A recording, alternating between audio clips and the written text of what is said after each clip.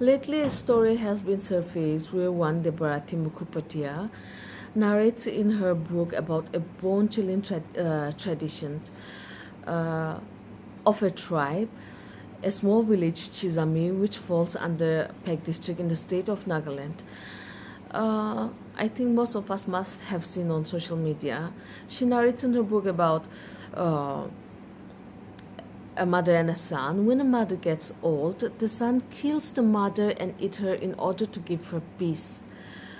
The mother who brings the son to the earth through her belly ends up in the same belly of a son and thus is considered pious to the tradition. I myself is a Chakasan, my father, mother is a Chakasan. I have never heard of such tradition or such practices in my entire life.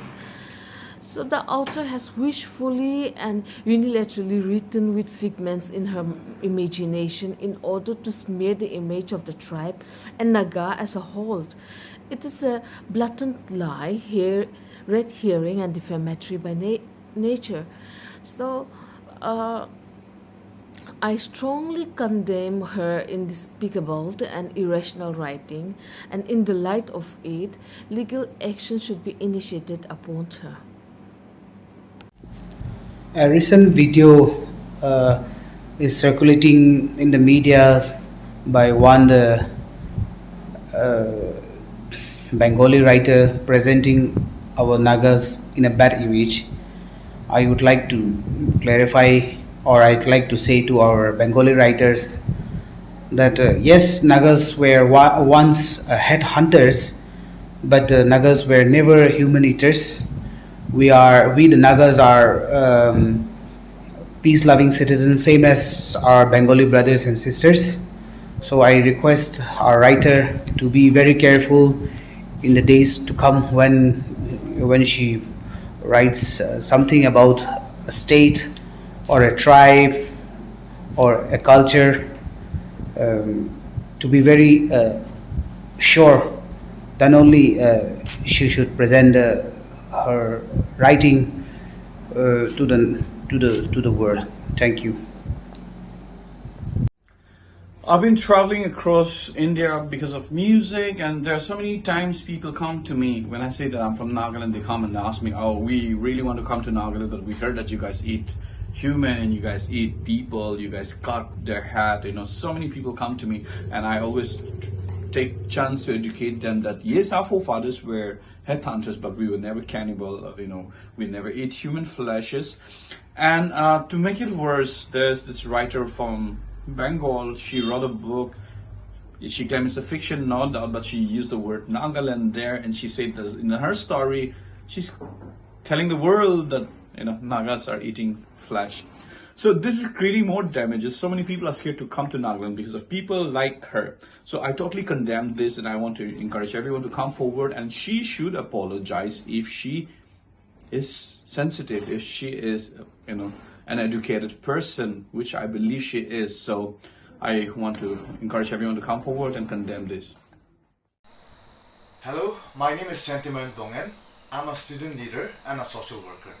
Well, I just wanted to state some lines on what Mrs. Debrati writes about our Nagas in one of her books.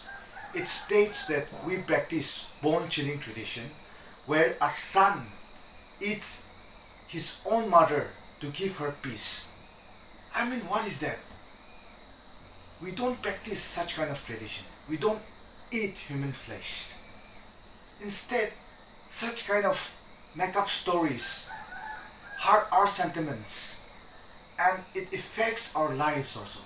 For example, in mainland India, we the Northeast people are looked down, and such kind of make up stories will add fuel to the fire.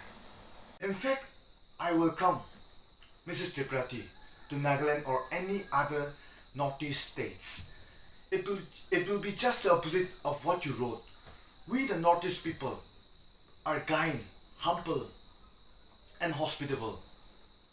We will never mock or look down to others. Instead, we will help and guide and respect you more than our own people. And I just want to say something to you at last, that if we write if I write the same thing that you wrote to us about your tradition and culture, what will you think? That's the question to you. Thank you so much. Hello, this is Sia Chijo, a research scholar and a historian in Nagaland. Throughout my historical research and literature records I have reviewed, I have never come across any narrations or myth as such to these dramatically claimed cultural practices that evolved over time in the past or in the present as such to Naga society, adding to which no writers or ethnographer to this day has ever pointed out such practices that has existed in the whole of the Naga hills either. Nagas were in fact bound by in-depth philosophy that polished the cultural values and practices even before the advent of Christianity, and the ethical lifestyles and livings that were transmitted by the early settlers has shaped the society till date. So what the author Mrs. Mukhopadhyay wrote were completely false about Chizami village settlers looking theoretically. It is an assumption fiction written personally for personal gain. Yet such self-proclaimed interpretation should be avoided because words could die along with time, yet alphabets that are penned down are forever legends that will pass down generation and can impact a wrong education for the people of the hills and beyond. So therefore, I hope that the author make analytical search and findings to writing more relevant informations and data with cross-examining studies in the future if they truly point and write something about the people of the hills. Thank you.